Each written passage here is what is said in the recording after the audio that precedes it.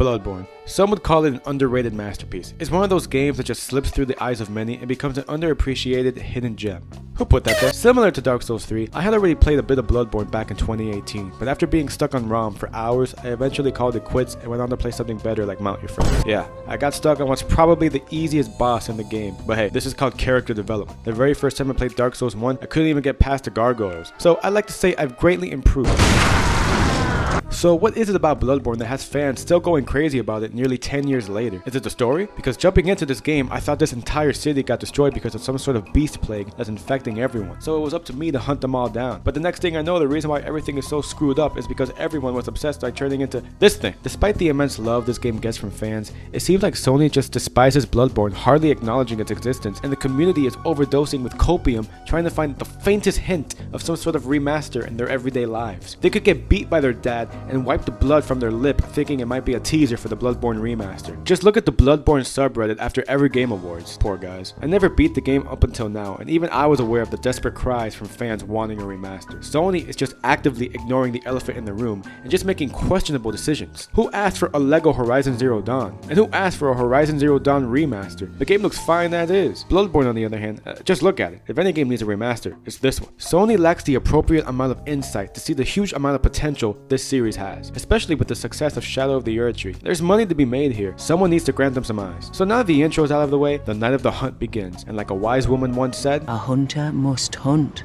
So, is the hype for Bloodborne justified? Did they get the platinum trophy for no reason? Do I have enough insight to see if my dad's coming back? Sit back, relax, and let us cleanse these tarnished streets. Okay, so let's start with the story of Bloodborne, and wow, there's a lot to unpack here. I'm not going to go into depth with the lore of this game because we would literally be here for hours. Well, let me just say, FromSoftware games are known for having stories that are vague, and it's up to us to pick up the pieces and put together the puzzle that is the story. The Dark Souls games have a cutscene before the actual game begins with a brief recap of the events that happened before your ass came into the equation, and then it sends you on your way like a proud parent watching their kid go to school. That doesn't happen in Bloodborne. From the moment the game starts, you get a cutscene that explains, nope, you're basically on your own. Within the first minute, you're already fighting a giant wolf with your bare hands. You know, at least in Dark Souls, you start out with some sort of weapon, but here you just wake up and immediately start throwing hands with a big ass wolf. I'm surprised our dude isn't being slowed down by his tremendous balls. The game expects you to die to it, but FromSoftware continues to forget, I'm a master.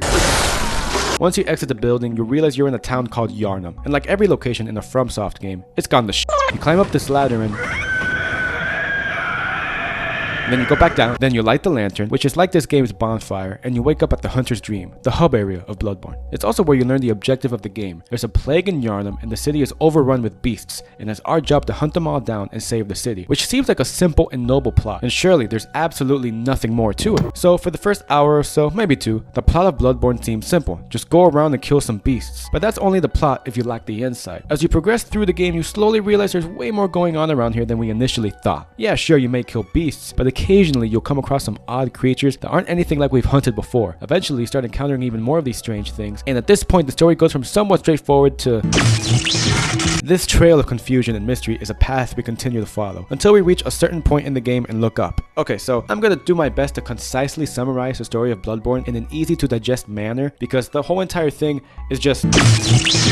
Long ago, there was an ancient race of humans called the Pthumerians, and these ancient humans discovered the Great Ones, which are these extraterrestrial, multi-dimensional beings that can exist across different planes of existence. And upon discovering them, they uncovered the Eldritch truth, which allowed them to gain superhuman abilities. They discovered the Great Ones after building a series of labyrinths underground, and upon finding them, they began to worship them as gods. So in turn, they had a peaceful relationship with one another. However, the Great Ones can't reproduce with each other, so they needed a surrogate mother in order to bear children. You know, this kind of reminds me of one story I read about Typhlosion. So the Pthumerians elected a queen, and her name was Yharnam. Yeah, the same name as the city the game takes place in. The Great Ones had a blood contract, which means they would gift Queen Yharnam their blood, which would allow her to give birth to a Great One. Stay with me now. Once the other Pthumerians took notice of the power of the blood and the healing properties it had on Queen Yharnam, they would take the queen's blood by force. As a result, Queen Yharnam would pass away along with her unborn baby, which was named Murgo. This pissed off the Great Ones, so in response, they set the curse of the blood on the Pthumerians. This meant anyone who were enticed by the blood became beasts, which in turn sparked the scourge of beasts, bringing an end to the Pthumerian civilization. ascension. So, how does all this tie into the events of Bloodborne? Many years later, Master Willem and his apprentice Lawrence from the Bergenworth College discovered the ancient Temerian tombs underneath Yharnam. Upon exploring these labyrinths and analyzing the ruins, they learned of the Great One's existence and of the Old Blood, which is the blood from a Great One. The goal now of Bergenworth College was to learn how to ascend to a higher plane of existence like the Great Ones and use this knowledge to accelerate the human evolution. However, Willem and Lawrence's ideals clashed since they had different methods on how to ascend. Willem believed the way to ascend was lining the brain with a bunch of eyes, which is why when we arrive at Bergenworth, the enemies have eyes all over them. You think if I align my brains with eyes, I'll have enough insight to find a girlfriend? Let me know in the comments below. This old guy sitting on the rocking chair is actually Willem, but he somehow became a vegetable and doesn't speak, he just points. This man is partly responsible for the downfall of an entire city, and he's just being a chill guy looking at the moon while the city of Yharnam has plummeted into chaos. Lawrence, on the other hand, believed the Old Blood was the key to ascension. This caused Lawrence to leave the Bergenworth College and create his own organization, the Healing Church. Lawrence had the bright idea to distribute the blood to the residents of Yharnam, which became known as blood ministration. Master Willem tried to warn him this was not a good idea, but Lawrence didn't listen, and well, look how that turned out. We had a good thing, you stupid son of a bitch. There was a tiny little side effect though, and the side effect was it would turn people into beasts. So the Healing Church had to step in to do something before the beast scourge spread too much. Thus, Lawrence recruited German, which is a dude in the wheelchair from the Hunter's Dream, and he became the first hunter, and soon after recruited other aspiring hunters to clear the streets of Yharnam from the beasts. The people of Yharnam, however, didn't know the precious blood they all loved was the root cause of the destruction of the city. The Healing Church didn't want word of this getting out, so they blamed the scourge of beasts on outsiders,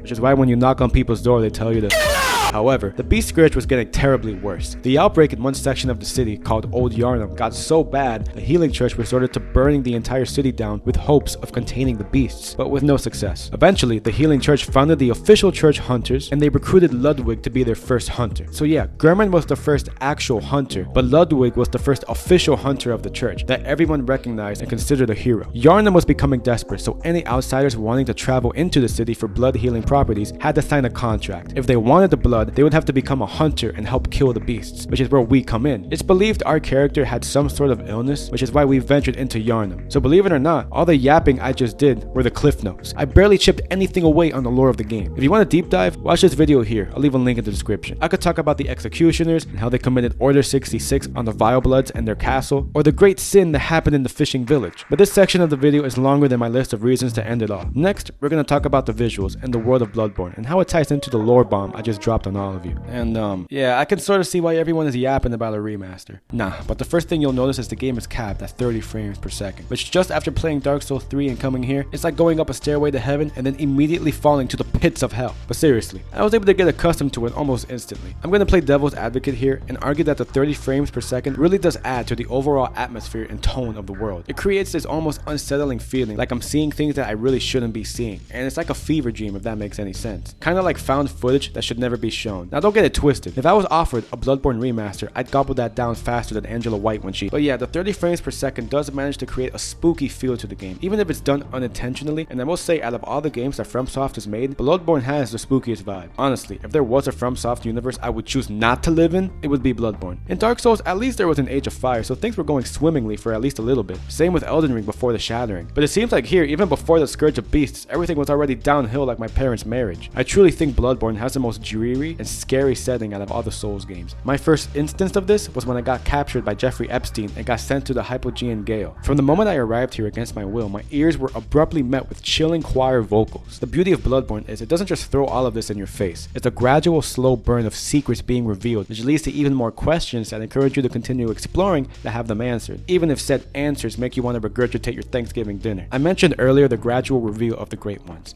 The game fools us into thinking that we're just going to be hunting beasts, but then the deeper we go, we realize these alien-like creatures. Then we're questioning why these enemies look so weird. We meet face to face with E.T.'s scary cousin, and then it turns out this entire city went to shit because people were trying to ascend to be just like the Great Ones. And the more you play, the darker the world gets. And you'll see why I said I would not live here. FromSoft are masters of throwing you in a world that feels like it existed before you sat down and picked up your controller covered with Doritos crumbs. In the Dark Souls trilogy and in Elden Ring, your character is learning about the world they're in, just like us. They're not some seasoned veteran familiar with their surroundings, which is why I didn't mention Sekiro, because we play as a named character in that game. A character in Bloodborne is an outsider to the city of Yharnam, so from the beginning we can already associate ourselves with them since we're outsiders too, learning about this mysterious world alongside our guy or girl. We're no Geralt from The Witcher who can name every species just just from sniffing their farts. Our dude is just as lost as us, and the world we stumbled upon is horrifying. Taking a look at the environment, you see the lengths these organizations went to try and ascend to a higher plane of existence. Orphan children were kidnapped and tested on and became these horrid creatures. Innocent civilians were taken and subject to painful experiments involving filling their brains with fluid. Countless of people turning Yharnam into a graveyard as their lifeless bodies lie throughout the entire city after succumbing to what looks like a truly painful end. Not even kids are safe from the cruelty of the world around them, and even some hunters are doomed to live in a never-ending nightmare of agony with no mercy in sight, and even in their decomposed state, with what little strength they can muster, desperately try to escape their endless suffering. Hey, thanks for the blood vials, man. Appreciate it. So no other FromSoft game has a world that made me visibly uncomfortable, horrified, and disgusted like Bloodborne has. I mean, just look at this. Yeah,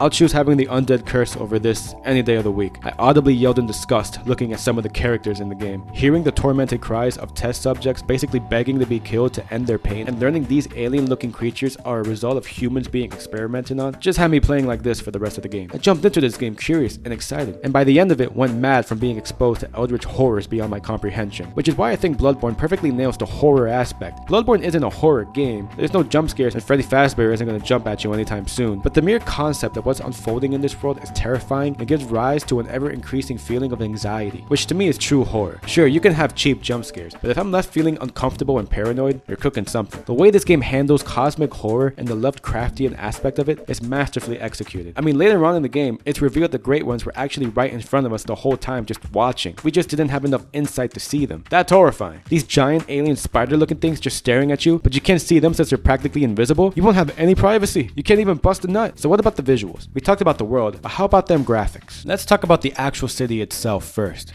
Yharnam. If there's one thing Bloodborne is great at, it's first impressions. Even in its primitive state of 30 frames per second, the city is gorgeous and is detailed. It's got this Victorian Gothic vibe to it, and it really does make me feel like an average British person walking to school. The streets are so detailed, filled with abandoned carriages and the corpses of horses. The architecture of the buildings is towering over us, makes us feel so tiny in an otherwise massive city, and the residents inside their homes telling me to get lost while desperately trying to survive the night. It all makes the city feel more alive and lived in, even in its deteriorating state. The interiors are detailed as well, ranging from abandoned medical experiments that leave you wondering what events happened here, and just pure chaos with fire engulfing the place while beasts have made this their home. Once you're inside the building, Bloodborne essentially turns into almost a horror game. Unlike when you're outside and can at least look at the sky for some sort of comfort. Speaking of the sky, Solaire would go into cardiac arrest here because there is literally no sun. With a name like Dark Souls, there were some areas that were quite bright and colorful. You know, Archdraken Peak, Boreal Valley, Majula, and Orlando to name some. But Bloodborne is the darkest game not only in tone, but in visuals. Wanna know what's worse than soulsborne platforming? Soulsborne platforming in pitch fucking darkness. In the beginning of the game, the sky is blood red, which actually does look kinda nice, especially when you get to some high ground that overlooks the city. Later in the game, after you beat Amelia, which is one of the bosses, and touch this skull, the sky then changes to a starry night with the full moon looming over the world. There's some areas in the game like Bergenworth where it really does showcase the beauty of the night sky and the calm waters of the ocean, and it makes you appreciate the world because even amongst all the dread and hopelessness surrounding you throughout your entire journey, there's still moments of beauty and peace. Then after killing Rom, another one of the bosses, the world drastically changes unlike anything before. The moon has turned blood red and is slowly descending ominously toward us, almost like it has a mind of its own, and it feels like we're looking at something we're really not supposed to be seeing or hearing, because we also hear the faint cries of a baby, making this whole scene that much more creepy. Well, at the end of the day, it's just the moon, and it's been neat to look at so far. Surely there's nothing sinister whatsoever about the moon. After this, the sky now looks something straight out of the cosmos and doesn't really resemble anything of this world, making it look alien, which makes sense because now we got these things all over the place. This is probably my favorite phase of the sky because it feels like shit has really indeed hit the fan. It's like before we kill Rom, she was shielding the world of the true horrors that are among us now, and the sky is almost like an awful truth not meant for our eyes. What I love about the different phases of the night, it feels like the world is changing along with you. It makes it so the visuals don't get stale. It's like your actions really do matter and shape the rest of the world. Speaking of change, not only do the visuals change, but you start to change too. I started Bloodborne curious and excited to start slaughtering beasts, thinking I was going to be a hero of Yharnam. Then later I'm hoarding up on insight to elevate to a higher plane, and by any means necessary too. I killed a baby and I ate its fucking umbilical cord. Yeah, you heard me right. I murdered a baby and munched on his umbilical cord as a post-workout meal, all the while I'm chanting grant us eyes, only to eventually then transform myself into a squid? More on this later. There are other areas aside from Yharnam, my favorite being Canehurst Castle. It's outside Yharnam and it's just this giant castle blanketed by thick snow, and best of all, I'm not getting jumped by a bunch of reindeer. I am, however, getting destroyed by a bunch of nightmare-fueled mosquitoes. The snowy visuals make this area seem abandoned, like there hasn't been life here in ages, even before the scourge of beasts. sense. This right here is the main reason why this area is my favorite. The castle itself. Such a detailed and spooky atmosphere that made me feel like I was playing Castlevania Symphony of the Night. It all climaxes to the final boss of the area that was such a visual spectacle, and the boss itself has a sick design. If only he wasn't spamming this shit so I could take a closer look. Another highlight are the Nightmare Realms. I can't really explain what these places even are because it seems like nobody in the community can say for themselves. But going off the general consensus, the nightmares are realms that exist on different layers of existence and don't exist in the real world. These nightmares also seem to stack on top of each other since you can see them in other nightmares in the distance from the current one you're in. Each nightmare was created by a host, which is a great one. And the only way to end the nightmare is to kill the host. Now you can still enter the nightmares even after killing the host. But I'm gonna chalk this up as game design because it would be pretty dumb to close off these areas after beating a boss. Especially since the entire DLC takes place in a nightmare. Can you imagine immediately after killing the host, the DLC just automatically uninstalls itself? There's the first nightmare you encounter called the Nightmare Frontier. And upon entering, it's unlike any area you've been in so far. You ain't in Kansas anymore. But then you remember it's a FromSoft game and see that there's a poison swamp and you realize it's all coming together. My favorite part has to be the giants hurling big ass boulders at you non-stop, giving you no chance to breathe. Truly peak game design, Miyazaki. I'm sure Satan loved that idea you pitched in hell. Then there's the Nightmare of Mensis. Well, it could be worse. There could be more giants throwing big ass rocks. Once you finally evade the obnoxious loud light that builds up your frenzy and evade the giant assholes, we finally make it safe and sound inside the castle. The Nightmare of Mensis is true to the name because just looking at the massive glowing moon, it looks like a dream world. We have more spooky decrepit interiors and even spookier enemies, the Winter Lanterns. These things you gotta kill fast because if you take too long to build up your frenzy and deal a very considerable amount of health. At least we got rid of that annoying enemy that kept shining a light at us and increasing our frenzy. Let's go pay it a visit. And then there's the Hunter's Nightmare, which is definitely the one you don't want to live in because it's basically hell, but for hunters. This to me was the most visually stunning nightmare though. According to the lore, it's the oldest out of all the nightmares. And if we look closely, a lot of the structures are areas similar to the ones in the real world, but not an exact replica. It's said because just like when we dream certain places when we sleep, it's not accurate to the actual place. So our brain tries to replicate it as best as it can. But over time, as the memory grows more distant, so too does our recollection of it and our ability to accurately remember it. So I think since this nightmare is very old now, it's struggling to piece together the structures it's trying to mimic. It may or may not be lore accurate, but I think it's a great attention to detail. It makes the entire place seem like it's deteriorating. We encounter rogue hunters drunken with the blood who aren't any different than the beasts we normally hunt. So many piles of dead bodies and their blood created a lake. And when you thought it couldn't get any more gross, all the nightmares just have a lot of variety to the visuals when there was already enough, and it gives Bloodborne a visually unique appearance. Like seriously, I have yet to play a game with the atmosphere and artistic direction that Bloodborne has, making it truly one of its kind and a marvel to look at when you're not getting assaulted. Okay, that about covers the visuals. Now let's discuss the level design. The level design is what you would expect in a FromSoft game. Seamless exploration without constant interruptions taking you out of the experience. Can you imagine if Bloodborne was made by Bethesda?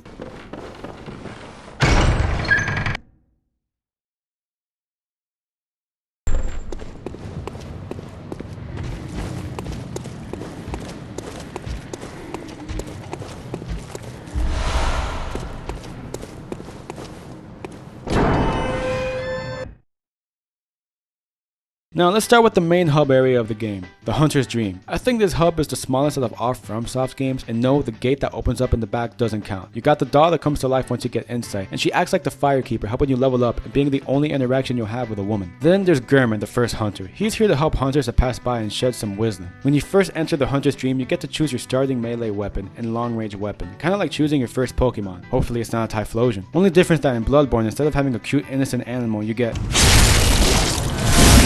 This is where you can reinforce weapons, apply runes and blood gems, purchase different items with the in-game currency, blood echoes. And there's another shop, but instead of the currency, it's insight. You can even customize the little dudes that show up when you read messages or bloodstains. I mean, look at them. Aren't they cute? The first thing I noticed about the Hunter's Dream that aside from the doll and Gehrman, there's no other NPCs here. In Dark Souls 1, for example, you would meet NPCs out in the world and they would move into Firelink Shrine. But that doesn't happen here. Sure, some NPCs can move into the Cathedral Ward, but that's not an actual hub area. It makes you feel pretty alone. I do like the Hunter's Dream. The giant arch trees do make an appearance again, and it's small enough where everything you need is conveniently close by and easy to find. Unlike in the Nexus from Demon Souls, that place had me running more miles than Forrest Gump. As for when you're out there exploring, the level design is great, just as you expected. The lanterns in this game, which act as bonfires, are far more scarce here, which would have made Bloodborne more tedious and frustrating if you died and had a long trek back. But thanks to the plentiful and well-placed shortcuts, the frustration is mitigated. Not entirely though. The shortcuts never cease to surprise me because they just caught me off guard whenever I discovered them. I step into a new area wondering how the hell hell am I gonna get back here if I died? Just to be pleasantly surprised by a shortcut that would no doubt save me from an annoying run back. There's even shortcuts that lead to other shortcuts. I mean, come on! Even without a map, I found it pretty easy to navigate through the areas, even Forbidden Woods, which I heard many people get lost in. I'd say Bloodborne helps you quite a bit by navigating you on where you go, unlike Ubisoft where they think you got a lobotomy before picking up the controller. To get an idea of what I'm talking about, let's start with the first area of the game you'll be exploring, Central Yharnam. Throughout the first few minutes of playing Bloodborne, you're starting to get used to the controls and dealing with the enemies the game throws at you, which at this point is just human enemies with the occasional dog. So you kill them how you would any other FromSoft game, just hacking away with them with your melee weapon and calling it a day. Not too far ahead, however, you encounter a big ass enemy that kinda looks like Queso. Sure, you can start swinging away at him, but let's take a look at the level design of where he is. You got a wide open space giving you leeway to dodge and gain some distance from him, and there's no other nearby enemies to distract you from this big dude. So what do you think Bloodborne is trying to encourage you to do? Practice the parrying. To parry in Bloodborne, you need to shoot the enemy just as they're about to hit you, and then you can land a devastating blow that will take away a big chunk of their health. But you see what I mean? The level design is basically telling you what you should do without actually telling you. It occasionally places bigger, more intimidating enemies to remind you to use that gun of yours, not just a melee weapon, to get accustomed to the gameplay of Bloodborne. Dark Souls 1 did this too by placing a lone black knight in the beginning area, Undeadburg, to get you to learn the backstab and parry. It's like a tutorial without it feeling like one. Bloodborne also places loot near objects of importance, like a lever to vaguely point you in the right direction. It doesn't hold your hand, more like pushes you off a cliff with little explanation, but is confident in your abilities to figure it out on your own. That's why I think Central Yharnam is a great beginning area or tutorial. It shows you what you're going to be dealing with when playing Bloodborne in a subtle yet insightful way, forcing you to open your eyes and think outside the box and not just blindly follow the main path. For example, in Central Yharnam, you face your first real roadblock, a street filled with a bunch of rabid, beastly British people. If you just used your monkey brain and ran up to all of them just slashing around, you're in for a rough time. But if you open your third eye, there's another way to get past all this, and the game is again telling you to do this without telling you. If we take the side path, a couple of the enemies actually start splitting away from the group, allowing you to handle a more manageable amount of enemies. Do this enough times and you realize you just mowed down a horde of the British without breaking a sweat. George Washington would be proud. Another example would be the flaming giant boss sequence on the bridge. Sure, you can make a beeline across the main bridge and deal with a bunch of enemies and risk becoming roadkill by the giant flaming ball, or you could go off the beaten path and explore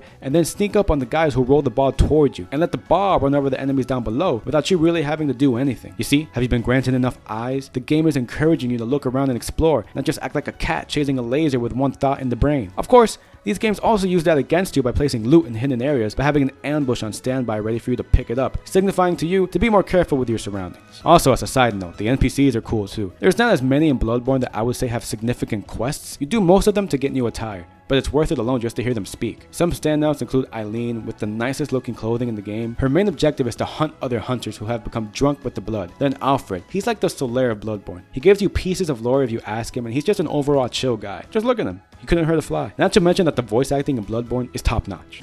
Blop, blip, blop.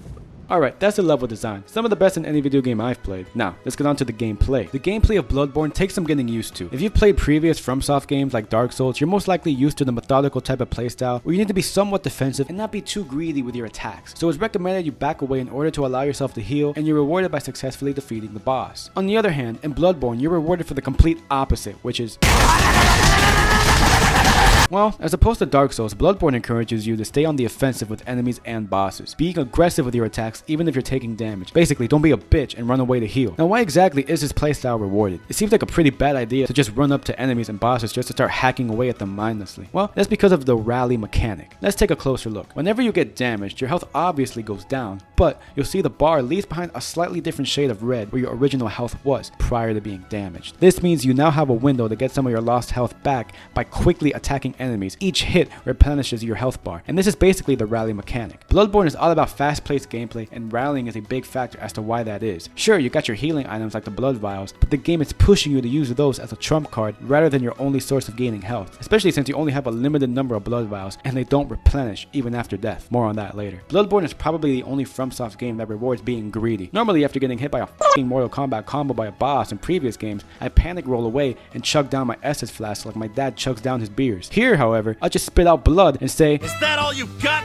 fag? and just start going in. There's other factors that give Bloodborne the identity of having aggressive gameplay, and that's the visceral mechanic. In Bloodborne, there is no traditional backstab like in Dark Souls, but we do have viscerals. A visceral is a move that can be performed on an enemy after stunning them with your firearm. This is achieved by shooting the enemy just as they're about to hit you, which sometimes can be easy to pull off because some enemies got big windups and make it easy to read the timing. But once you do successfully manage to stun them, you can go up to them and do a sick bloody attack that can deal a ton of damage. The firearms in Bloodborne aren't meant to act as your main weapon. This never got old throughout my entire time with Bloodborne. Seeing yourself gradually go from struggling to get the timing down to be able to do consecutive viscerals is such a satisfying feeling. You can think of the viscerals as parries from Dark Souls. To me at least, viscerals are easier to do. Even on this 30 frames per second ancient visual relic, I can pull off parries easier than the crisp visuals of Dark Souls 3. This once again rewards an aggressive playstyle because if you're able to achieve a visceral attack while you have that window to get some health back from the rallying mechanic, you can basically get all your lost health instantly and not have to waste any blood vials. Bloodborne really does force you to grow a pair and keep pushing forward despite the risks. Then there's the movement of Bloodborne. When you dodge, you don't roll like in previous games. The only way you can roll is if you don't lock on, but the majority of the time you will be locked on, and when you are, you do this quick dash instead, which makes sense because if Bloodborne is encouraging fast-paced aggression, it would be counterintuitive if you were fat rolling all over the place, which is why there is no equip load that can slow you down depending on what you have equipped in your inventory. This is also why there's no armor compared to the other FromSoft games, but instead we got attire. The only piece of clothing that says armor is the Canehurst armor, but everything else is just regular clothing. Let me just say that Bloodborne has some of the nicest, drippiest clothing I've ever seen in a game. I couldn't even decide what to wear because I was overwhelmed with all the options. It's funny because the attire can go from something awesome to Eileen's clothing to something ridiculous like this. How is this even practical? Now let's talk about the weapons in Bloodborne. Compared to Dark Souls, there's actually not a lot of weapons. Not including the firearms, there's only 26 melee weapons in the game. So, what does this mean? Is Bloodborne lacking in content? Bloodborne really took the saying quality over quantity to heart. Unlike in Dark Souls where you tend to choose the weapon with the most damage, that's not the same case here with Bloodborne, mainly due to the blood gems, but I'll talk about that later. I chose Ludwig's Holy Blade due to the moveset, these sweeping attacks that can take care of multiple enemies at once. Speaking of enemies, they tend to be more aggressive with their attacks, but as I keep saying, it wants you to match that aggression, so that's why we got another mechanic, trick weapons. Trick weapons essentially double the amount of weapons in the game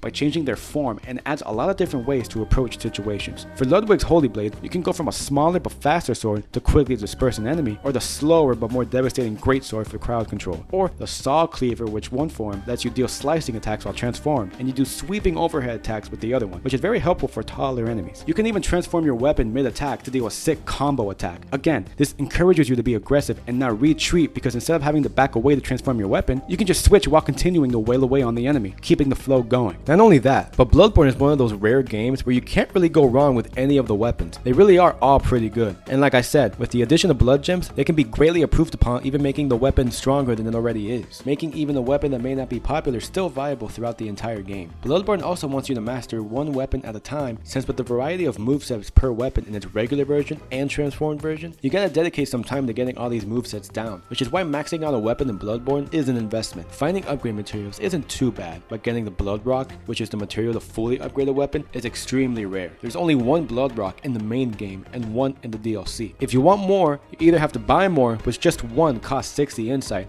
or go through chalice dungeons, and we'll talk about that later. So just be very sure about the weapon it is you want to use. So yeah, that was trick weapons. It basically doubles the amount of weapons in the game and adds so much depth to the combat, making it super satisfying getting good with the weapon you chose. Right now on my second playthrough, I'm using Logarius' Lost Wheel, mainly because it's funny to me that I'm going around killing beasts with a big ass wheel. Sometimes trick weapons can change the damage type of a weapon. For the wheel I'm using, it switches mainly to arcane, which is why it's good to put nourishing gems on it. Again, I'll talk about gems soon later. And even some change what the weapon even is in the first place. Simon's bow blade transformed turns into an actual bow. Pretty cool. Alright, now let's talk about the main reason people play these games, the bosses. The bosses in Bloodborne are interesting because the names are so sophisticated and eloquent. Lawrence, Logarius, Amelia, Ludwig. And then when you actually look at them, it's the most grotesque, vile thing your eyes have ever had the misfortune of seeing. The movesets for these bosses are a lot more aggressive, matching the overall fast-paced gameplay of Bloodborne. Almost like they're fighting you based on rage alone, kind of like when Batman took that adrenaline shot. Though it is hard to think clearly and concentrate during the fights because they just don't shut up. Another reason the bosses are interesting is because they can range from a cinematic spectacle to some of the dumbest shit implemented by human beings beings and makes me want to know what they were smoking in the office. I'm not going to talk about every boss because we'd be here all night, but I'll talk about some of my favorites and the ones I wasn't a big fan of. The first mandatory boss you'll be facing is Father Gascoigne, or Papa Guac, however you want to call him. He acts as a tutorial boss, and I think he's one of the best not just in Bloodborne, but in all of From Software's catalog of games. Papa Guac is there to teach you how the gameplay of Bloodborne is going to be from this point on, and it encourages you to get used to the game's mechanics, and will make you go from a curious, innocent soul, excited about the wonders of the world, to wanting more eyes to confirm if this bullshit is actually happening. He has 3 phases. In the first 2 phases, he's in his human form, and this is where you'll learn how to combat humanoid enemies, which you will encounter plenty of those since there's other hunters you'll be fighting. But hey, after Papa Guac, they're not that bad, and surely only get easier from here. In the first phase, he's a bit slower, which is a good practice to getting better with the parries and dodging incoming bullets. Then in the second phase, he's faster, which shows you the bosses aren't going to make it easy for you to successfully land a visceral or a dodge, so you have to adapt and get used to being close and personal, not just keeping your distance. In his third phase, he fully gives into the bloodlust and becomes a beast, and this is where shit hits the fan. He's a lot more aggressive and violent with his attacks, and now Bloodborne is introducing how combat against beast bosses is going to be like. It failed to mention though, how they can take up the entire screen and all you can see is their hairy ass cheeks. The Papa Guac fight also rewards you for exploring the area prior to entering the boss room, because there's an item you can obtain called the tiny music box that when you use it, Papa Guac starts freaking out, which gives you an opening to land a few hits, again making the fight significantly easier. I was able to defeat him on my first try, as opposed to when I first played Bloodborne back in the day and it took me like 10. This is why I suggest beating Papa Guac first, then trying out Cleric Beast, because now you have an idea of how beast bosses attack and how loud they are, and you can take advantage of his weaknesses like fire and serrated weapons. Bonus tip, if you throw oil urns at the boss first and then molotovs, you can deal extra damage. Just don't even bother locking on, because you'll be getting ganked not only by the Cleric Beast, but the camera too. And be sure not to miss most of your throws like me. I kept yelling Kobe, and when I threw them, his ghost came down to haunt me. This is also good practice for Bloodstarved Beast. By now you should have an understanding of how beast enemies and bosses work. Bloodstarved Beast is located in Old Yarnum, which is overrun by beasts. Fire is highly effective, and that's no different with this boss. I couldn't tell you the moveset for it because I used the same method from back in the day, which was I threw a pungent blood cocktail, which attracts beasts, and while I was busy being distracted, I would just start slashing away at it, and then rinse and repeat until it was defeated. The first actual mandatory beast boss you have to fight is Vicar Amelia, and I remember she gave me a lot of trouble my first time playing Bloodborne. Since beasts are more aggressive and sporadic with their attacks, you can't always be close, so you must keep a safe distance to learn and see their attacks, since they take up your entire screen if you're in their face. With these immense beasts, viscerals are out of the question. Your firearm is not going to be able to pull off a parry, so if you shoot her, you might as well be tossing some canine carryouts in her mouth. But that doesn't mean your firearm hand isn't useless, because remember, fire is highly effective on beasts, so instead of using a gun, you can use the flame sprayer, which is basically just a flamethrower that looks like a watering can. You can get this from completing the quest from the first window NPC you can talk to right next to the second lantern at Central Yarnum. Plus, you also got oil and molotovs to help you out, along with fire paper to apply to your melee weapon. So the game is teaching you to utilize tools given to you. Not only that, but if you focus on certain limbs and attack it enough times, you can break it and it deals bonus damage if you keep attacking it. There really is a lot of helpful methods to make these bosses less difficult, and Vicar Amelia does a good job of showing this to the player. I like her design too. Too bad we gotta put her down. Just when you think you've started to get the hang of humanoid bosses and the chaotic beast bosses, the game goes all in and gives you a combination by making you fight 3 bosses at once, the Shadows of Yarnum. Let me just say, they got the coldest entrance out of any boss I've seen. I pulled up with my posse too, and it just looked too cool. Each shadow had their own moveset. One uses a mace while also shooting homing fireballs. Another uses a scimitar and a flamethrower, and the last also uses a scimitar, but it's the most aggressive of the 3. The shadows have 3 phases, so it's better to focus on just one, so you don't have to be dealing all 3 in the second phase. During the second phase, the remaining shadows grow tentacles and have a bit more reach with their attacks. The shadow that had the flamethrower now applies fire to the sword, and the one that shoots the fireballs, well, they explode now. At this point, it's better if you get both of their health low, so once the third phase begins, one is already about to die, and you just gotta finish off the other. And you're really gonna want to do that, because the third phase, the last shadow or remaining shadows crouch down, chanting the song of their ancestors, I guess, and summon f***ing Orochimaru, and he will attack you no matter how far he is, which makes the entire fight much more hectic, as if it wasn't hectic enough. Having to deal with 3 bosses at once may sound daunting, but it really isn't as difficult as it sounds. Since they each have their own movesets, learning how to counter and deal with each one becomes a mission of its own. Since the one with fireball stays behind, it's probably better to deal with the one who won't leave you alone. They really don't attack you all at once, giving you no time to breathe. Since they have 3 phases, it keeps the flow of the fight constantly changing, which prevents it from getting stale. Next is an optional hidden boss in a hidden area, Martyr Ligarius. What's with FromSoft making the coolest areas hidden, along with having some of the best bosses in them? Ligarius is not only just a sick fight, but his design is as well. Look at the drip on this man. His moveset is a combination of hunter and beast, which makes sense as he used to be a hunter who led Order 66 on Canehurst Castle and locked the queen in the room behind him. But now he's nothing more than a beast we gotta put down. It's a good thing I got him on my first try, because the run back is a crime against humanity. His first phase isn't too bad. Getting to him is a challenge since he spams these homing skulls at you, and another skull move that explodes, throwing you on your ass. Then once you do get close, he starts sweeping with his scythe. Then his second phase, he unleashes his 8th gate of death and goes into creative mode and does these hit and run attacks. He's even more aggressive with his scythe attacks, which also means it's a lot harder to get a parry on him. At this point, the game assumes you've been practicing, but I'll be honest, I could not for the life of me get the timing down. The next new move he does, which made me struggle, is he rains down a bunch of swords on you that will fly to you one by one, dealing damage. But then I discovered a way to counter this by accident. When he does this move, he throws a sword on the ground that's the source of the raining move. I accidentally locked onto it and tried shooting it, but my bullets would deflect, so I desperately ran to it and sliced it with my sword, which actually stopped the swords from raining on me. When I discovered this, I felt like I should have won a Nobel Prize for my achievement. Once that was dealt with, the fight became way easier, and I think Ligarius knew he was cooked because he just stood there and accepted his fate. This is almost like a gimmick fight due to that move, but it's subtle enough for it to feel like a traditional boss fight. This to me was one of my favorites. The area, the boss, the soundtrack. I was almost hoping for a third phase because I was enjoying it that much. Very satisfying to dodge his swings and go toe to toe with him in sword fights. Felt like a duel. Up next is Murgo's Wet Nurse, which is another main boss you gotta fight. What a creepy fight this is too. I'm guessing we're fighting a great one with no physical appearance, and the only visual thing we get is the cloak it's wearing. The music is unsettling too. It's got like a lullaby sound to it, and there's a baby constantly crying in the background. If I had a nickel for every time I heard a baby cry in a FromSoft boss fight,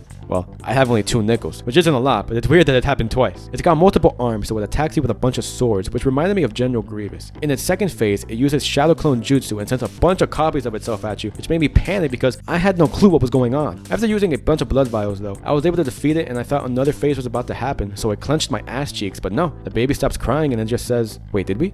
Did I just kill a baby? If I had a nickel for every time a baby died in a FromSoft game, I'd have 3 nickels, which is more than what I originally had, but this is blood money. I'm not sure I want this. Overall, an awesome boss that reminds you to be careful since you're dealing with an alien with multiple weapons. The next main base game boss and final boss is Gehrman, and wow, what an awesome fight. It reminded me of Ishin from Sekiro, down even to the arena. The fight is like Papa Guac in the sense that it teaches you the combat of Bloodborne, getting you accustomed to it, almost like a baby bird hatching from its egg. Then Gehrman is the final exam, testing everything you've learned up to this point and throwing you out of the nest. I mean, this is a big deal if you know the lore. Gehrman was literally the very first hunter and inspired a method of fighting that countless of other hunters have mimicked preceding him, but we're fighting the man that started it all. No gimmicks, no impersonations. He inspired not just the fighting style, but the attire as well, so we have him to thank for the drip and the trick weapons. He has such a cold entrance too. He's got 4 phases. In his first, he's just using his scythe, so it's not too bad, and getting a parry isn't that difficult either. Once he gets into his second phase though, he transforms his scythe and now carries a blunderbuss. So now he's swifter with his movements, and you got his gunfire to worry about too. He is the first hunter after all, so he's mastered all movesets. So with him switching up his methods, it really does make you feel like you're fighting against the best of the best, and you gotta watch out for any ways he might outsmart you. In his last 2 phases, he switches between his transformed weapon and is a lot faster than before. This is basically pushing you to your limits when it comes to fighting a hunter. I just could not get a parry on him, but he had absolutely no problem doing it to me. I really had to lock in for this one. Then I finally got him, which means now I guess we're the best. But we just defeated the prodigy. Who else can we possibly defeat for a worthy challenge? How about the fucking moon? Now I kind of see the similarities between this boss and Lord Gwyn. What do I mean by this? Well, in Dark Souls 1, Gwyn was hyped up from the very beginning of the game. We saw his involvement with the war against the ancient dragons, to the start of the Age of Fire, and becoming the sacrifice to the first flame. NPCs would talk about him, there were statues of him everywhere. He was kind of a big deal. So as we approached the killing of the first flame, we were expecting a very challenging fight against a literal god, but we're met with a shell of what he used to be. A once mighty ruler and god, now nothing more than a mere hollow, no different than the hundreds you killed to get to this point. And the somber music is meant to signal that. I don't think it's any different here in Bloodborne. So in order to even fight the moon,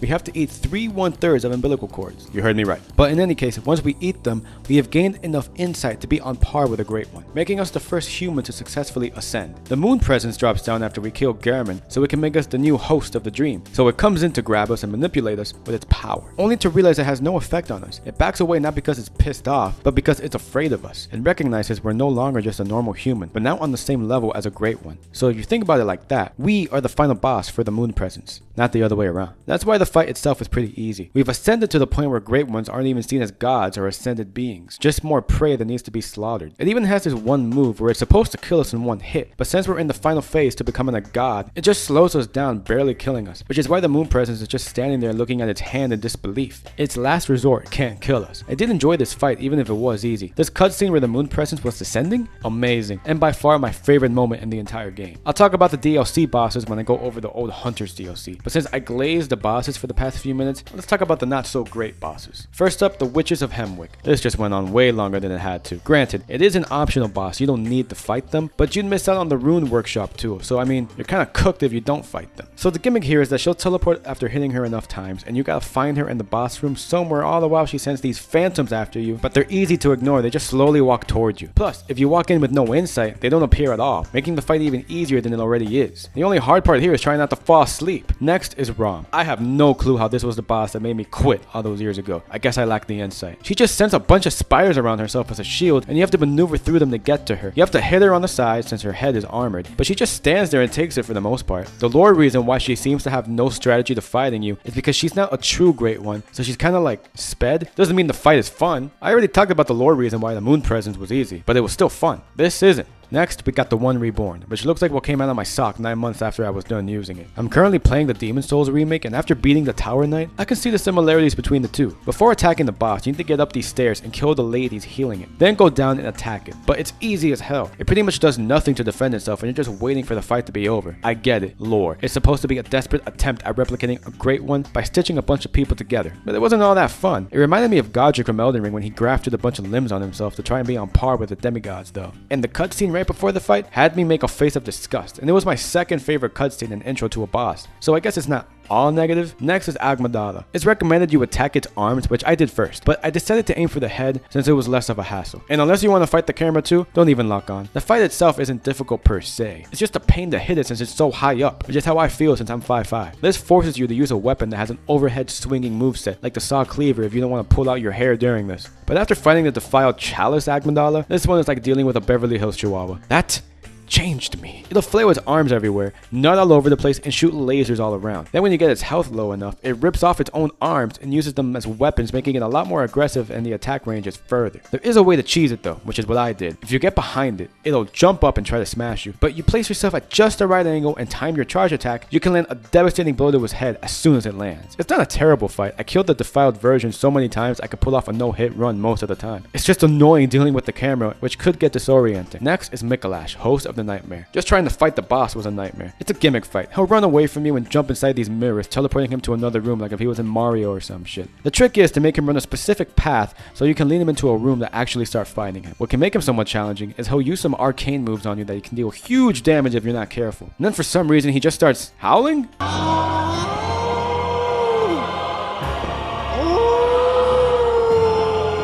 Alright man, is he unleashing his inner Sigma or something? Just didn't enjoy this one all that much. I just wanted to get it over with more than anything if I'm being honest. But hey, there's worse bosses. I guess the last negative boss I'll touch on for the base game is the Celestial Emissary. It's basically just the Rat Vanguard boss from Dark Souls 2, but aliens. You have to fight a bunch of regular enemies you've already seen in like the Forbidden Woods, and one of them turns into a giant version, and that's the one you have to go for. Just like filler to me, I don't know. It wasn't that hard, but just kind of lame. It was more like an appetizer for the main dish. Abriadis, Daughter of the Cosmos. I have no idea if I said that right. This was the first time I looked at a boss and was like, what a beautiful yet horrifying boss. She isn't even hostile towards you unless you provoke her first, which made me feel bad for even fighting her. Yeah, never mind. She wasn't too difficult for me. If you hug her sides, she can't really hit you. Plus, if you're using thrusting attacks and electricity, which both are effective against great ones, it's a cakewalk. When you beat her, she drops the Great Is Chalice. Huh, that sounds lovely. I think I'll go check it out.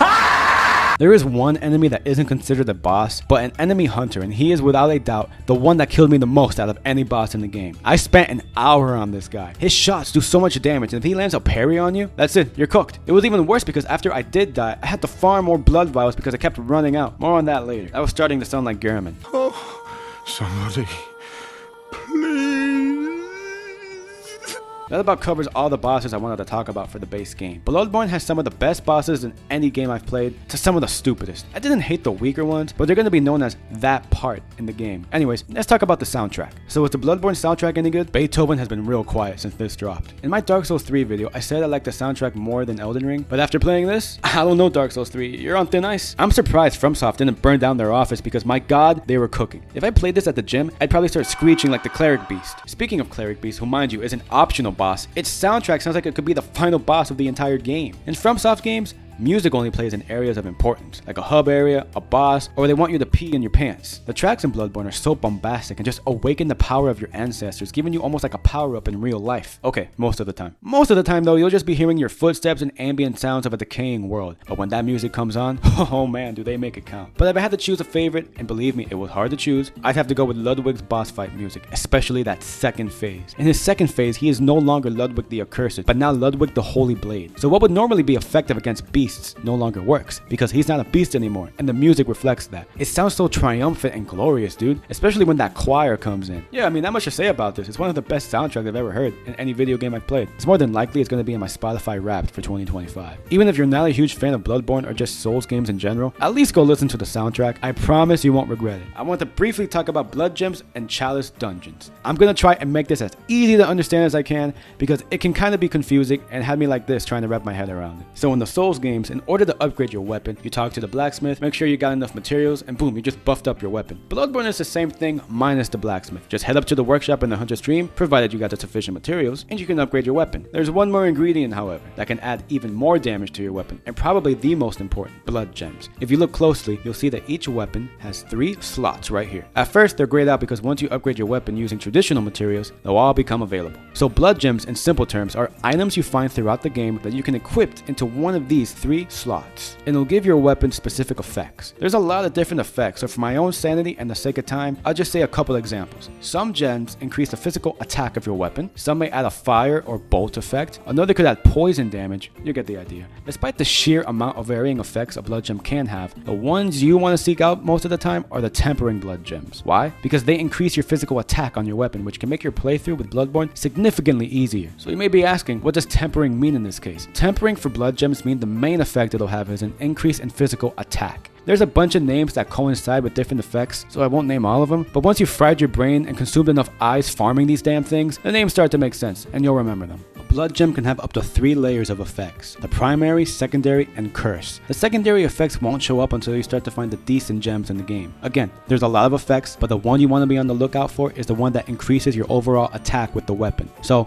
flat damage. Now, the curse effect shows up on the best gems. Since these gems are the best, they also come at a cost, so to speak. The curses can go from, I can't really tell a difference, like more stamina cost, to something absolutely ridiculous like gradually losing health. Even if you find one like that, I don't care how nice the attack is, it's just not worth it. The curse effect is what makes or breaks a weapon, because what's the point of having a high attack when the curse lowers it anyway? This is where blood gem farming comes into play, and my god, I've lost my sanity farming these things. Now, you can find blood gems throughout the main game and DLC, and you can stick with those, sure, but without a doubt, the best blood gems that can be found in Bloodborne are in the chalice dungeons. Oh man, the chalice dungeons. This is the most divisive thing about Bloodborne. You either like it or you hate it. Now, the chalice dungeons are completely optional. You don't have to do them, but you might as well be shooting yourself in the foot if you don't, because if you're willing to go through them and farm some blood gems, you can make an already strong weapon even stronger and just steamroll enemies and bosses. Now, there's a whole process on how to get started on the chalice dungeons and the correct order you should go in, but I'll leave a link in the description of this video that gives a very detailed guide along with pictures if you're interested. After killing blood-starved beasts, you'll get the first chalice, which you can use on one of these tombstones that goes up on an incline in the Hunter's Dream. You need to craft the chalice dungeon, so to find the materials, you'd have to keep playing the base game and pick them up as you go along. After finding the crafting materials, you can enter, and boom, you're in the chalice dungeon. Again, before you enter, you need to make sure you have the required materials and blood echoes. The first dungeon you enter is pretty much free. You don't need that much to get started, but the later ones are asking for generational wealth, I swear. The chalice dungeons range in difficulty, and you can tell which ones are tough or not by looking at the depth. Depth 1 and 2 are pretty easy, and you may even think this is going to be a breeze, but depth 3 and onward made me feel like I was a side character. I barely got good gems in all those. All I got were L's. The harder the dungeon, the better the loot, with depth 5 being where you can find the best blood gems in the game, which is why people even play the chalice dungeons, for the blood gems. Once you've explored a couple of chalice dungeons, you'll start to get the gist of the layout, because all of them are similar in formula. They got the room with the lantern, then there's the room with the lights that you need to unlock because that door leads to the boss. There's the main path that leads to some rooms in order to find the lever that opens the door leading to the boss. Then there's the occasional golden side door that leads to bonus areas that can have a treasure room full of loot and more crafting materials in order to make more chalice dungeons, which, believe me, you'll want to collect materials so you're not stressing trying to find them all later. Then, of course, there's the final boss of that layer. Then you go down the elevator and go to the second layer. Rinse and repeat. Now, there's the regular chalice dungeons and the root chalice dungeons. Basically, if it has the word root in it, that means that whenever you create the chalice, it will never be the same. It's procedurally generated. This is where the multiplayer aspect comes in, because each dungeon has a glyph,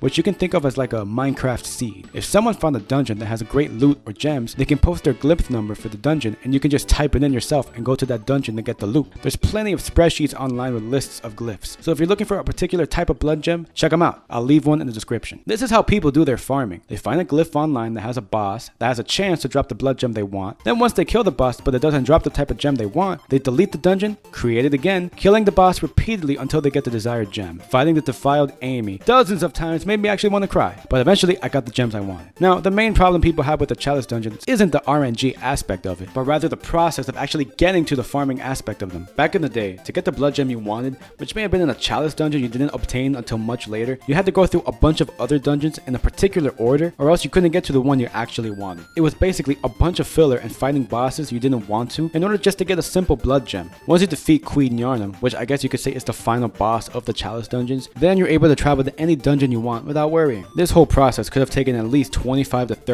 hours. No wonder people didn't like this. What were they thinking? Being forced to play through mind-numbingly similar dungeons for hours is the opposite of fun. This is what I did because I wanted to experience it the normal way, but from now on, if I ever create a new character, I'm using false depth chalices. Explaining false depth challenges could be a video on its own, so I'm gonna link this video in the description by JM. It gives a great explanation for chalices and false depth chalices, way better than anything I could say. All you have to know for now is, it saves a huge amount of time and removes the whole process of having to go through all the chalice dungeons. The main goal for players here is to gain access to the FRC chalice dungeons. FRC stands for Fetid, Rotten, and Curse. These are offerings you can make before you create a chalice dungeon that, when applied, make the dungeon a lot more difficult, but yielding the best loot. They're similar to the skulls from Halo, which they make the campaign much harder. This is where most people will do their farming. It's suggested you be at a high level here because one of these offerings remove half your health and can make enemies stronger. I personally don't mind chalice dungeons when I go through them the false depth method. The regular method can suck my eyes. There is some charm here though. Some bosses can only be found in the chalice dungeons along with enemies. These dungeons actually house the most horrifying enemies in the game. Some have their own unique look to them too. The lower Loran chalices are focused more on beasts, while the is more focused about the great ones. I suggest doing this sporadically throughout your entire playthrough because if you decide to do these back to back, you will get bored quick. But yeah, those were blood gems and chalice dungeons. A controversial stain on Bloodborne's history, but some, including myself, didn't mind them too much. I think it's neat side content that adds more hours to the game, and this is where I encountered the most challenge in Bloodborne. Those later dungeons are no joke. I could see why people aren't fans of the chalice dungeons though. The idea of replaying a dungeon for potentially hours just to farm the one gem they want, it sounds like a slog, and depending on how bad your luck is, it really can be. It doesn't bother me too much though, because back in the Destiny 1 days, I would spend hours replaying the Vault of Glass just to get the Fatebringer. So if anyone is an expert on not touching grass, it's me. I think that chalice dungeons is an example of a great idea but poor execution. Remember, before false depth chalices, you had to do all of the dungeons and unlock certain ones even if what you're looking for is just a blood gem or blood rock. False depth chalices weren't added until a couple years after Bloodborne came out, and it wasn't even added by developers, but instead the fans. If they had originally made it like this from day one and removed any needless filler, I think the reception would have been a little bit more positive. These dungeons are kind of like the prototype to the Elden Ring dungeons, and I kind of wish something like this will return, just more fine-tuned. Now let's talk about the one and only DLC of Bloodborne, the Old Hunters. Well, in order to enter the DLC, we first have to defeat Amelia.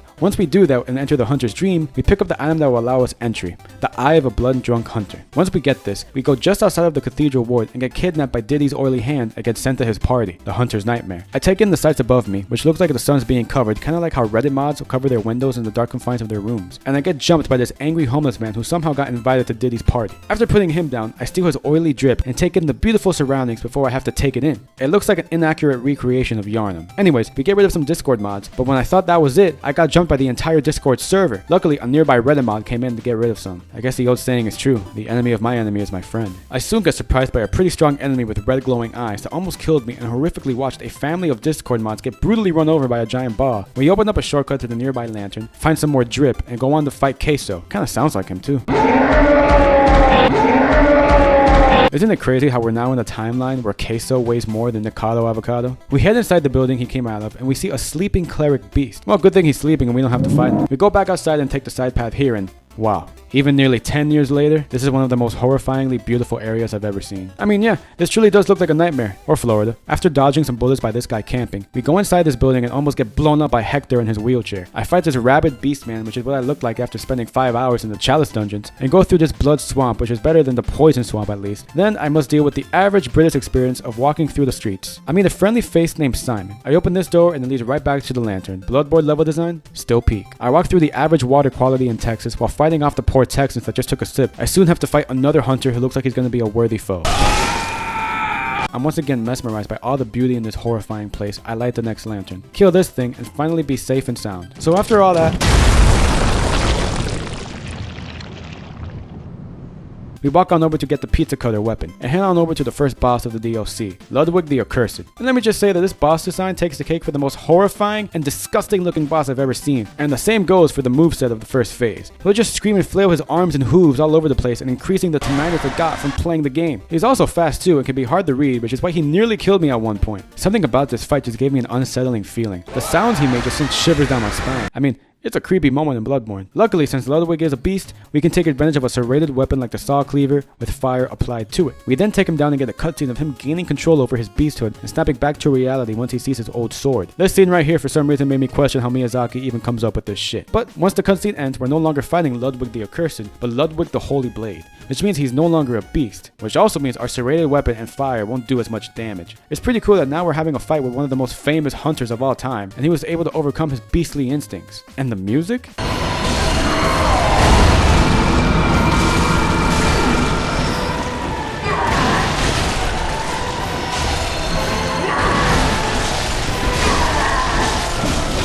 This does a great job of signifying that this is an important and triumphant moment for Ludwig. He no longer mindlessly attacks but uses his sword to hit us along with arcane damage. It's an intense fight, and his new moveset along with the choir going crazy in the background makes this an adrenaline increasing fight and one of my favorites in all of FromSoft's games. Once we finally beat him down, we can talk to his head and his dialogue can change depending if you're wearing your usual attire or the attire from the church. If you wear clothes from the church and answer yes to his question, he can be at peace and give you his sword. After dealing with Ludwig, we use the eye pendant we got from Lawrence and head up the elevator. Once on top, we're at the research hall. This is where the church conducted cruel experiments on people and covered it up. We encounter a lot of these patients and the aftermath of said experiments. Let's see what one of them has to say. Blip, blop, blip, blop. This place is almost like a puzzle because there's some platforming here that involves the stairs, and you gotta go up a pretty specific way or you may miss some items. But before we venture on any further, we have another boss to defeat, and it's someone we already saw, Lawrence, and he, aside from being very loud, he's considered one of the hardest, if not the hardest boss in the game, mainly because of the sheer amount of health that he has. Although he looks exactly like a cleric beast, he's a lot harder. He's got fire all over his body, which is fitting. The man responsible for society collapsing and the burning of an entire city is now succumbed to a beast engulfed in flames. The first phase is the same moveset as a normal cleric beast, but with fire added. In the second phase, he's a lot faster and aggressive, while also having his own original moveset. He'll slam the ground and create AoE fire attacks, and his sweeps are wide, creating a wall of flames. Then in his third phase, he basically just does the old reliable strategy of random bullshit because he breaks his legs and starts crawling everywhere, leaving behind a trail of lava. He becomes a lot more sporadic and desperate with his attacks, just slamming his arms and slashing as fast as he can. I got him on my first try, just barely. Can't wait to try him in New Game Plus. So far this DLC has had great bosses. After Lawrence, we go back to the research hall, run up so many stairs it will make David Goggins proud, and talk to some patients who keep mentioning the name Lady Maria. They all seem to like her, so maybe she's a nice person. Not too far ahead, I get rid of the Special Olympics team in this room, go down this elevator, and open up a nice shortcut only to turn around and meet an NPC. She wants brain fluid. Surprisingly, not the weirdest thing I've picked up in one of these games. I walk up some more stairs, pick up some new drip, and talk to another NPC that once again demonstrates the genius of Bloodborne's writing. Lady Maria, I'm a robin.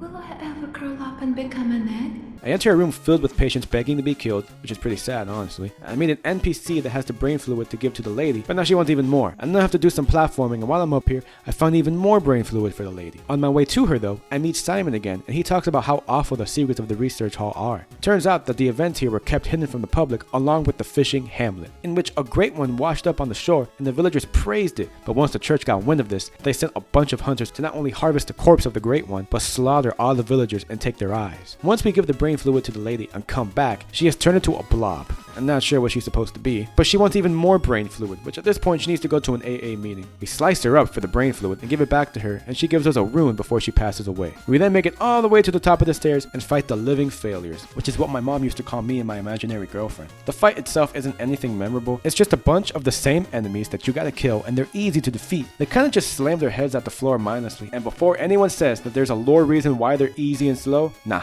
that's no excuse. They can also shoot these balls of light at you or a bunch of projectiles. The second phase is kinda cool though. They'll raise their arms and summon the cosmos and rain down a storm of meteors. They're not tough, so I take them down without any issue. Definitely the weakest boss in the DLC, but not the worst thing out there. After this though, we immediately fight another boss, Lady Maria. Now this is a boss fight. She fights us with her sword called the Rakuyo, which looks sick. I wonder if there's a way I can have it. In the first phase, she switches from the transformed or normal version of her sword, with the occasional gun being shot. In the second phase, she stabs herself, causing an explosion, and infuses her blades with blood damage, and she now has extended range on her attacks. You can still parry her, but good luck with that because she does not make it easy. She is faster than it takes to blink and doesn't give you any room to breathe. I was only able to get one visceral on her, and she still ended up hitting me. Also, can we talk about the music?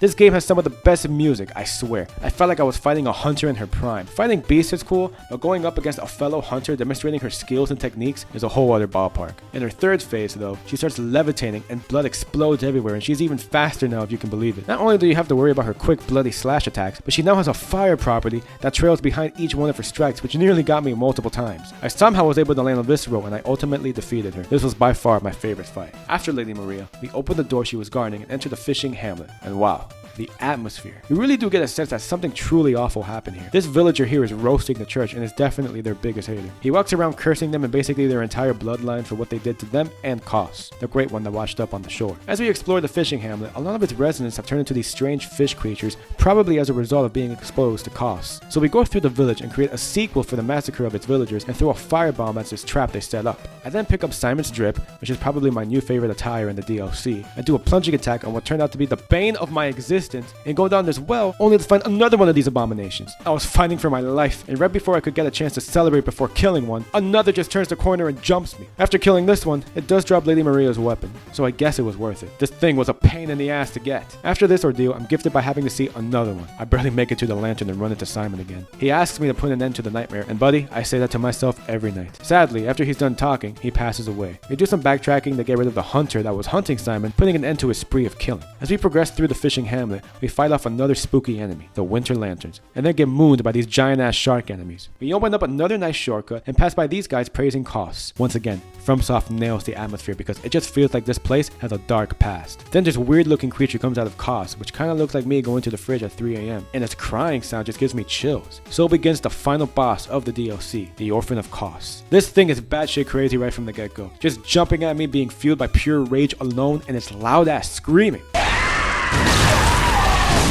This has to be the fastest boss in Bloodborne because he just did not stop coming at me. He would do these AoE attacks that throw a chunk of exploding placenta at me. I was getting absolutely bodied during the first phase. He doesn't seem to have a strategy. He just angrily and violently flies and attacks you, seeing your character as a punching bag to release their anger on. If you thought the first phase was tough, wait till you get into his second phase. He bites into the placenta and grows wings, and it's even faster and violent. He's got this one move where he jumps into the air throwing a bunch of exploding placenta chunks, not only that stun you, but take away a large portion of health. He jumps high into the air out of frame and tries to crush you, and then he screams so damn loud and with the power of Zeus sends in a wave of lightning at you, which took me by complete surprise, as you can see here. He then gets me with a damn combo because once again he hits me with the lightning, and while I'm stunned throws placenta at me, and then I die. On my second attempt though, I got him, putting his spirit to rest and an end to the nightmare. It's a bittersweet ending because yeah, I beat the DLC, but it also marks the end of my Bloodborne journey, and what a journey it has been. The Old Hunters DLC is the second best FromSoft DLC, the first being Shadow of the Erdtree, at least in my opinion. I just wish there was at least one more DLC. This one was pretty long, with some of the best bosses in Bloodborne,